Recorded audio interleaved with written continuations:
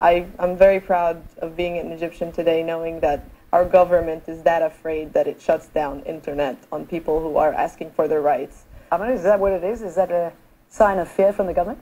A sign of fear and weakness as well. I don't think that a government with such ballistic power should be scared of Facebook and Twitter.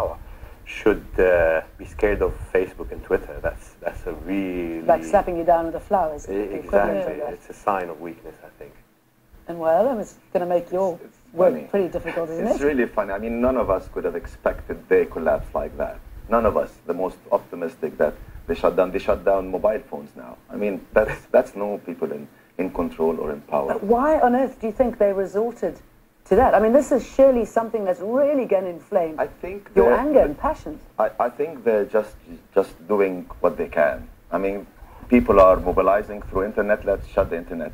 Or let's shut Twitter and Facebook. Oh, people are finding ways around that using proxies and hacking tools. Let's shut the internet. People are sending messages. Let's shut the messages. People are using mobiles. So people will go down to the street at the preset time, at the preset places. Nothing you can do about that. Do you think it would have been more effective for the government to just step back and say, do as you want? I think the most effective thing that the government should do today is to make a radical response. A radical response to the demands of the people that are taking the streets. They have to try to contain the anger psychologically and not by blocking their means of collecting. I think they should probably listen to their people for once in such a drastic moment. They've seen what happened in Tunisia. They've seen the anger that the Egyptian people have on the street. They've seen a regime that's decaying. They have to side with the people. Whether it's side with the people. Let's bring in Fida. You mentioned Tunisia, and Fida was involved in a lot of these demonstrations. What is your response, and what are people's response in Tunisia to the fact that the Egyptian government has closed down all these services? Well, I think that we're as outraged as Egyptians, because this is totally unacceptable, and this is not a way to fight the uprising in Egypt. They should have learned the lesson with what happened in our government in Tunisia. The more violent and oppressive you get, the more violent and angry people will be, and they won't give up the fight just because you closed internet or you kept them from sending SMSs. It won't be that. That won't put a stop to the anger of people and the uprising of people in Egypt, because they are motivated with genuine anger and genuine urge and need for freedom and for better conditions. But that would have had a rather devastating impact on mobilizing the people in Tunisia, wouldn't it? If mobilizing the people in Tunisia, wouldn't it? If Facebook had been closed down and Twitter, because you really used that incredibly successfully. Well, the internet played a role in the mobilizing people in Tunisia, but even when they shut up the pages on Facebook and the events and the groups, we always found a way to hack into it and to stay connected. But they did never shut down the internet connection totally, so that didn't happen in Tunisia. That's right. It was just Facebook and Twitter that they focused on. Gigi, you are organizing some sort of event. You've been very secretive about it, about telling us. How would you get around this? Because you were telling me a little bit earlier that a shutdown sort of midnight last night, you were unable to connect your allies. But the message was out already. The message has been out since Tuesday, that Tuesday was going to be the start of the end, the beginning of the end. And it's going to continue on until the demands of the people are heard. And okay, but how have you been communicating? How's the word been spreading so quickly? Well, up until last night, people were still using spreading so quickly. Well, up until last night, people were still using Facebook and Twitter, just like through proxies, even though Twitter was down, and phone calls and messages and everything. And the word is out. I mean, the people know what's going on in the media and are able to see it in the newspapers and all. I mean, the pictures show it for themselves. And And people, Friday, yeah, exactly. Friday prayer is a day where Egyptians collect on the street, regardless if they have Facebook or Twitter. It's when the people have their weekly prayer, and each mosque is usually packed, and with even more people outside on the street. For The people prayer. are persistent very easy on to being collect in the them. streets, I would say. Now, we're speaking to you before Friday prayer because I know that you're all about to dissipate and you won't tell me where you're going. So it could be a very different story by the time this airs. What do you think is going to happen after these Friday prayers? How important is this now to Egypt? I think there is a strong power struggle going now between the people and the government. I mean, whoever lost, whoever stands their ground is going to win. The government is using their cards very quickly. They're doing things that should take weeks. They're doing them in days. I mean, what's next? Curfew? I mean, that's easy. People would still go down. What do you go next? You take the plane and leave. And I think they're just making things easier for us. You don't have really to go out and convince people how weak they are, how corrupt they are. People are already knowing that. People who have not heard of the mobilization will hear about them because their mobiles are shut, their internet are shut, they're going to the mosques, and they're going to find people who are planning to demonstrate in the mosques. But what about the fear factor? I mean, I know that your brother was arrested and he was released on Thursday evening, fortunately. You know what I did? He was arrested in Shobra. Yeah. I went to Midan al-Tahrir and I shouted against Mubarak. That's the result they made me do when they took my brother, because, you know, I'm a man of reform. I like the change. I want the change. How does it feel, though, sorry, as an Egyptian, to be shouting out for the first time ever, "We're sick of this, I've had enough"? Shouting out for the first time ever, "We're sick of this, I've had enough." It's not the first time for me. No, but you're calling down for the government stepped down. It's not the on first such time. levels, though. On That's such levels. It's on such level, yes. That's unprecedented. Yeah. How does that feel? Pride.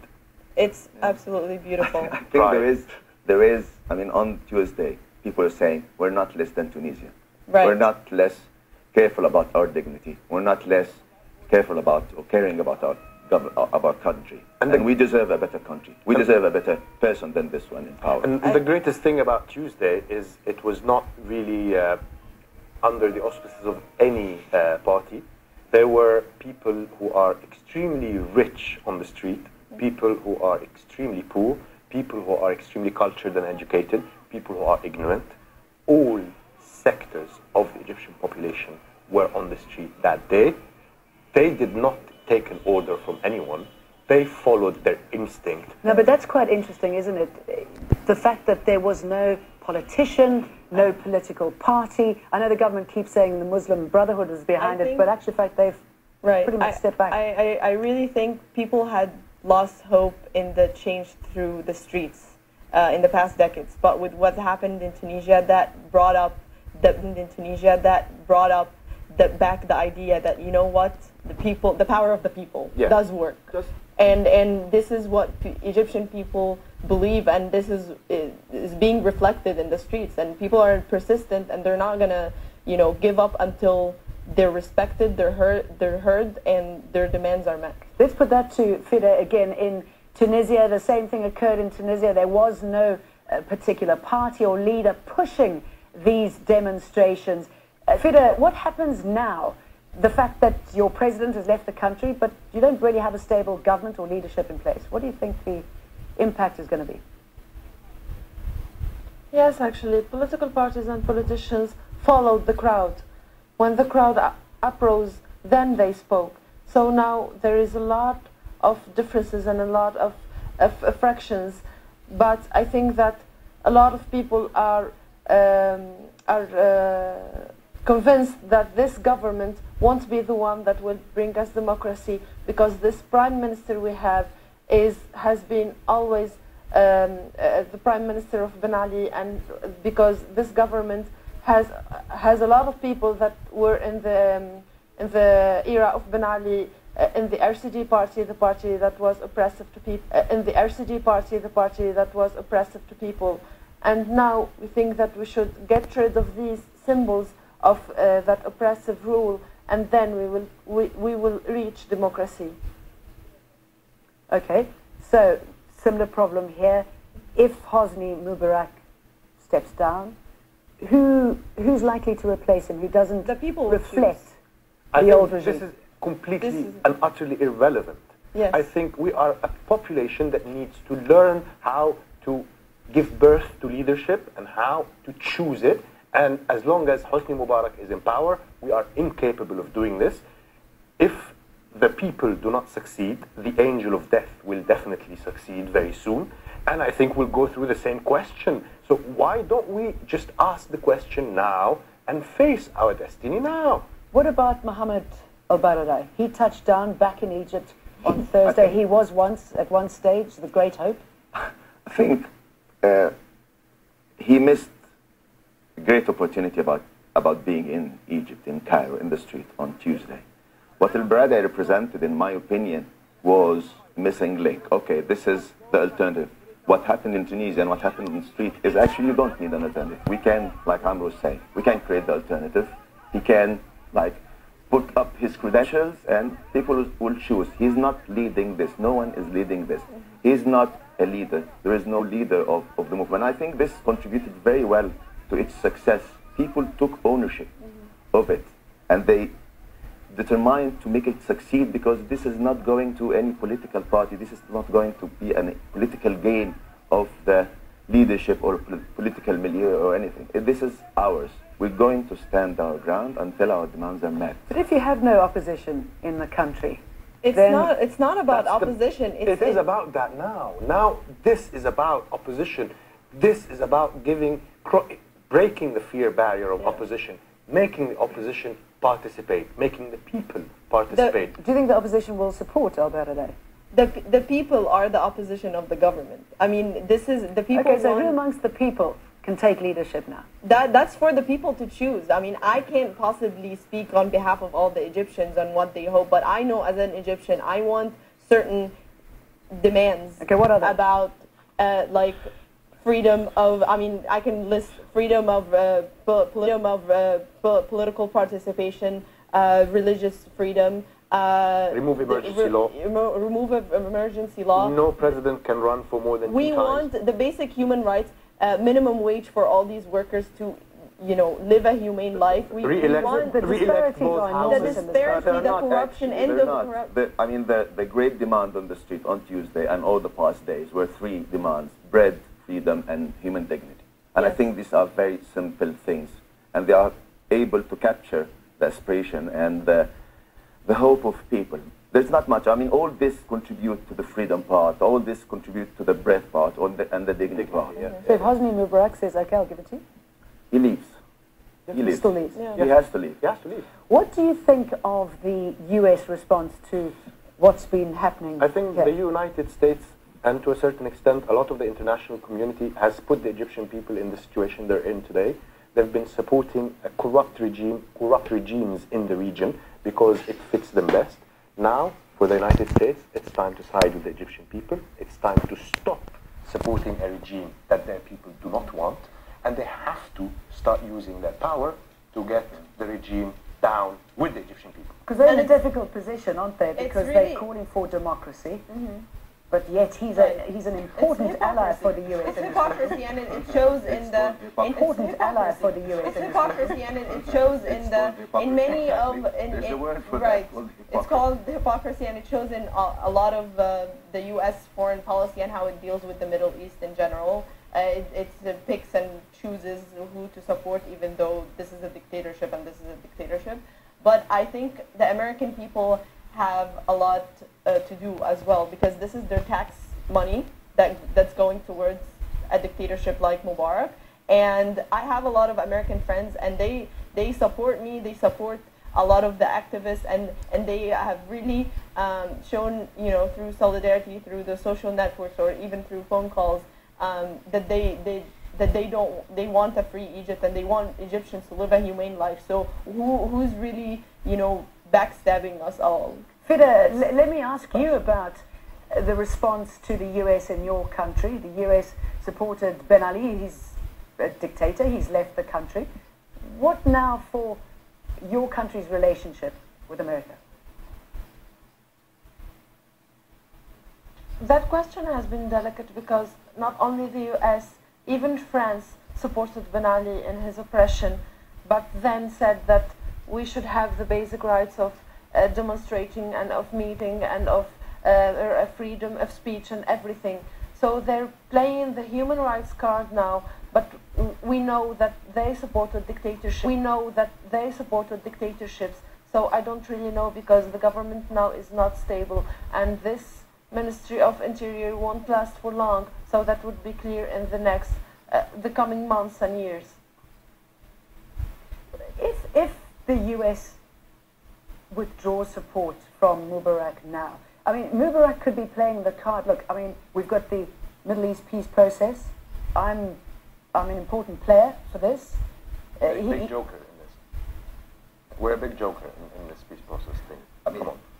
If you heard the Hillary Clinton announcement on the first day of that we trust this government is stable and they are doing their best, something like that, to fulfill the legitimate demands of the people, I think we're lucky, because then we had maybe some people saying we need the U.S. support, we need not to upset the U.S. or anything, and I think what the U.S. and what the regime is doing is really playing into the hands of the movement. We don't need the U.S. We really don't care. And I think this is very clear to the people on the street.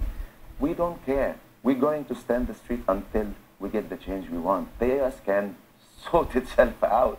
And I think this is what happened in Tunisia, because they were silent for the majority of the days. For most of the uprising in Tunisia, they were silent. And only in the past days, in the last days, they said, maybe you need some reform, while people really much miles ahead. So they are irrelevant, I'm sorry. And the European Union and the international community, so to speak, is irrelevant. They supported, I mean, half of this, I have to say, I mean, half of this, not half of this, 1/10 of this, if it happened in a country that is not loyal to the U.S., would have been an uprising. And we've seen it in mainstream media. I mean, 3 people will shout on the street, on a rooftop in Iran, and it will be to revolt and to demand their right.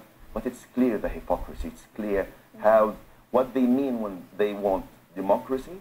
They mean we want to use democracy as a vehicle to topple regimes that are unsupportive of us. Other regimes, we're going to turn a blind eye. Okay, let's talk about other regimes. Do you think this knock-on effect will continue? We've seen it, of course, in Syria. We've seen it in Jordan. We've seen it in Yemen. This is what makes. What about Libya? This is what makes Egypt far the most important issue today. If whatever is trying to happen in Egypt succeeds, it will be the rule of the Arabic people across the Arab world, all over the region. It will happen, and if it doesn't work, it will not happen anywhere. What do you think it means for the Arab world if this? What do you think it means for the Arab world if this movement is not able to be stopped? If people power overrides the power of the bullet, what do you think the impact will be on society? I think society will be a lot more cultured. I think society will be a lot more politicized. I think our future will be 10 times brighter. I think we might go through a short period of transition where we just, touch around the scenes that we've never been allowed to witness. But after that, I think within 10 years or 15 years, it will be a great energy to develop the place, and the people in themselves will be something that will be a force of that development, and not just the regime from on top with the money of the United States and the international community watchdogs. Interesting to know what your capabilities are if you are able to do what you want. I mean, the Arab world has always been looked at as this third world, backward, violent people. I mean, all across anywhere outside the Arab world, that's how it's viewed. And this is untrue and unreal, and you could see it in the streets. And this time, process. yes, Protests. and this time, the domino effect has started. It started in Tunisia, and it's going to spread, and there's no way of stopping it. People are persistent, and the image of the Arab world will change drastically when, inshallah, this completes. And your parents, I mean, are they into it as well? Are they thinking, well, this is something we could entertain? Mine are. I'm not worried. Mine were on the street on Tuesday, but I think for many parents, who are usually reluctant to allow their children and to their boys and girls. I think more and more people are really feeling that if we stand still, it's going to get worse. Yeah. It's not safe. We cannot really like take the sidewalk and hope everything will be fine. It's not fine. Yes, we're not safe. You're absolutely right. They are not safe. The Egyptian citizen is not safe in this regime. My brother walks the street, he gets kidnapped with no sign why, with no phone call to anyone. For 48 hours, no one knows where he is. You ask anyone, they will not tell you. Number one, I'm living in a country where I can be taken from the street without any prior in the street for hours order or and hours. anything. I am in a country where if I'm taken from the street, my parents will never know where I am. This is Mubarak's regime. This is what America supports, and this is going to an end. Well, I hope you don't get taken away on Friday's protest. Seriously, so big. People are willing to take the risk to gain their freedom. I mean, what happened over to gain their freedom? I mean, what happened over the past year with all the torture cases that broke out in Alexandria with Khalid Said? I mean, it started a whole movement of we are all Khalid Said. We're all subjected to this emergency law that we could be taken, questioned, beaten, tortured to death. And the cherry on the cake was the elections that they forged. And unfortunately, we've run out of time. But thank you very much for talking to us. It's been fascinating. Yeah. To all our guests, thank you very much for talking to us here on Al Jazeera. Gigi Ibrahim, a political activist, Amr Waked, an Egyptian actor, and Wael, Khalil, a blogger and political activist, and via satellite from Tunis, Fida Al-Hamimi, a graduate student and activist. And of course, thank you very much for joining us on Al Jazeera's Inside Story. You can always send your comments to us at aljazeera.net/English.